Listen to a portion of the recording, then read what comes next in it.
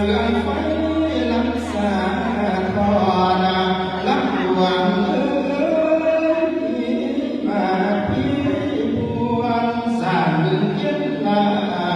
สร้างดึงเย็นลาหวังว่าจะไว้ดอกพอสารพัดผ่านไฟสุขเบื้องแต่ละบานเล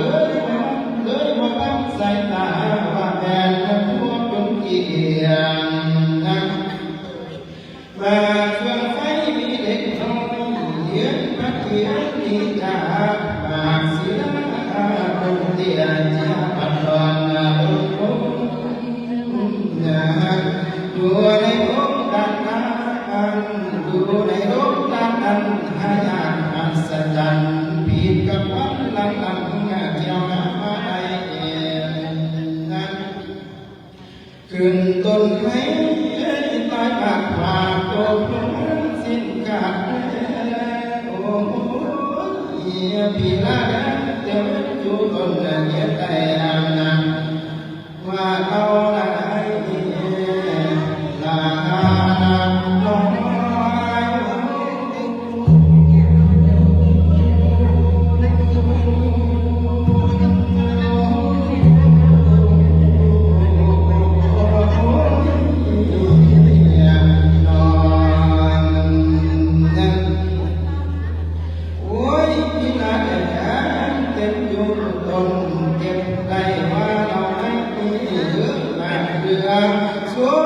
เก็บเสื้อไว้แต่วันก่อนหมู่บ้านกินไม่ได้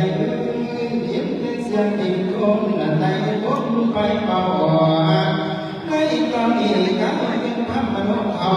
เดินเถื่อนกินมาเวทเอาไปในเขตคุณดอกทางพระรัศมีขอกันหาสายใดดอกเจียวจากเทท่านฟ้าสอนบุตรลาตายิ้มให้ละคำ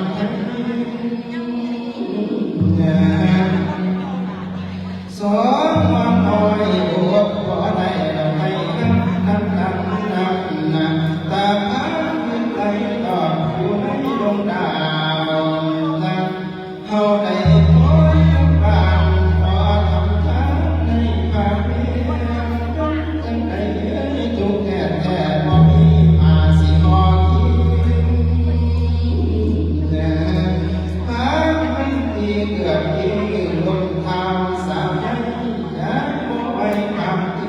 เดือนไหนก็บ้านทางนั้น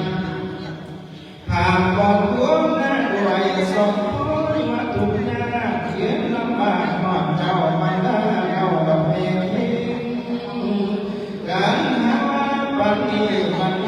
แม่กาพันบ่เห็นสองบุตาอย่างจะน้อยเมีย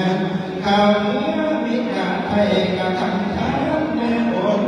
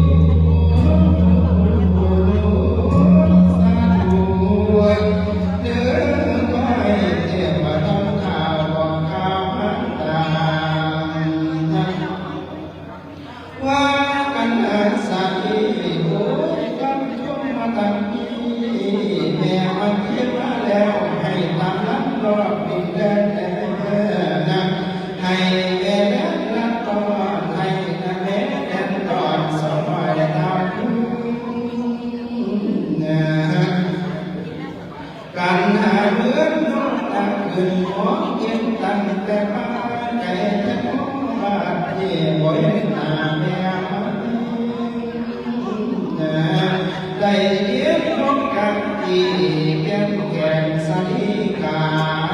หลายภาษาผู้สาวก็หันให้ไปนัก